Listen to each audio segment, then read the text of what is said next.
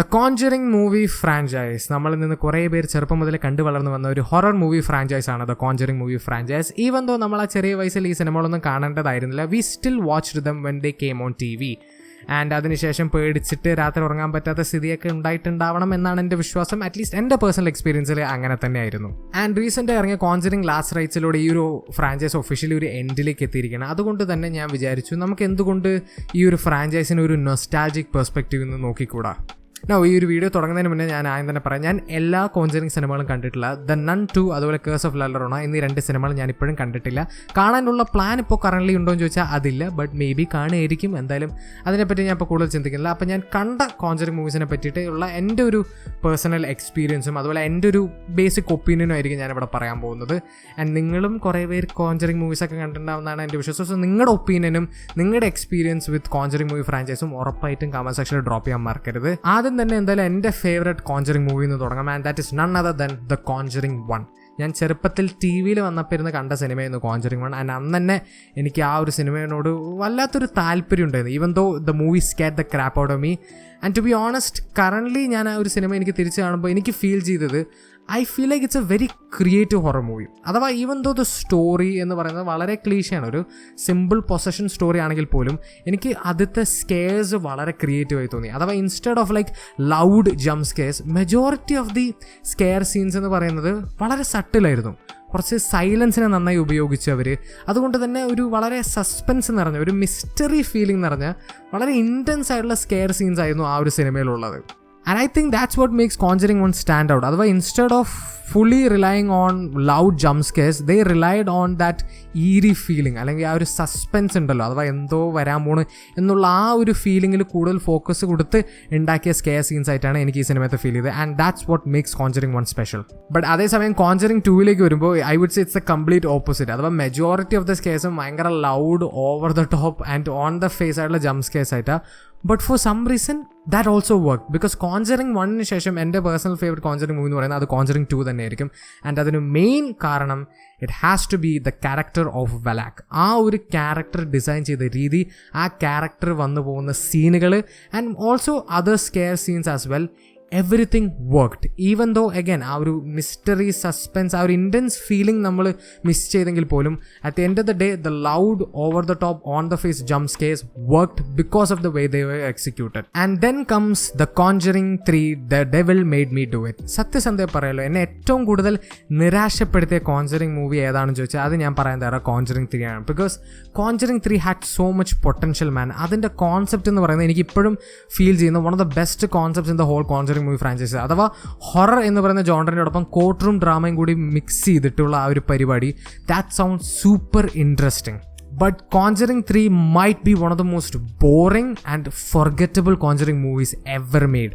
അഥവാ ഈ ഒരു സിനിമയത്തെ ഏതെങ്കിലും ഒരു സീൻ എൻ്റെ അടുത്ത് ഡിസ്ക്രൈബ് ചെയ്യാൻ പറഞ്ഞാൽ എനിക്ക് സത്യം പറഞ്ഞാൽ ഓർമ്മയുണ്ടാവില്ല, because it is that forgettable. And then comes the Conjuring Last Rites. And to be honest, I felt like it was a decent end to the franchise. അഥവാ ഒരു ഗംഭീര സിനിമ എന്ന് എനിക്ക് പറയാൻ പറ്റില്ല, but at the end of the day, it's much better than Conjuring 3. And overall, it's a decent movie. And ഈ പടത്തിൻ്റെ main negative എന്ന് പറയുന്നത് ഈ പടം ഒട്ടും സ്കെയറി അല്ല. അഥവാ എനിക്ക് എവിടെയും ഒരു രീതിയിലുള്ളൊരു സ്കെയർ ഫീലിങ്ങോ അല്ലെങ്കിൽ ഒരു എന്താ പറയുക, ഒരു ഇൻറ്റൻസ് ഫീലിങ്ങോ സസ്പെൻസ് അങ്ങനെ ഒന്നും എനിക്ക് എവിടെയും ഫീൽ ചെയ്തില്ല. But what worked in the movie was the family dynamic.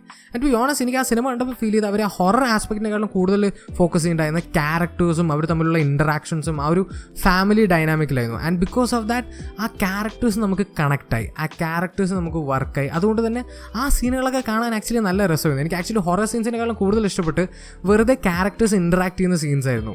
And കുറേ പേർക്ക് അതാണ് വർക്കാവാതെ പോയത്, കുറേ പേർക്ക് അതുകൊണ്ട് ആ ഒരു പടം ബോർ പടമായി തോന്നി. But for me, I do not feel the movie was boring.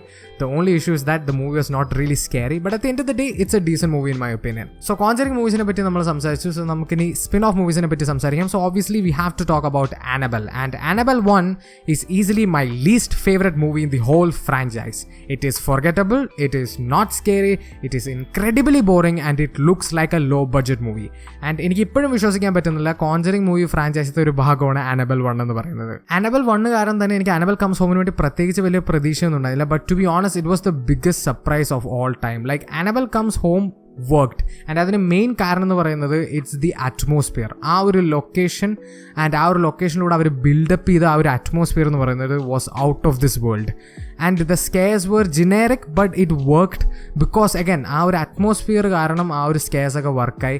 And മൊത്തം പടത്തിനും അഗൈൻ ആ ഒരു ഈറി സസ്പെൻസ് ഫീൽ ചെയ്യുന്നത്. അഥവാ കോഞ്ചറിങ് 1 എനിക്ക് കിട്ടിയ ആ ഒരു സാധനം അത് എനിക്ക് അനബൽ കംസ് ഹോമിലും കിട്ടി. ഈവൻ ദോ ആ ഒരു ലെവലിൽ കിട്ടിയില്ലെങ്കിൽ പോലും I still felt that kind of eerie sense അല്ലെങ്കിൽ ആ ഒരു സസ്പെൻസ് പരിപാടി.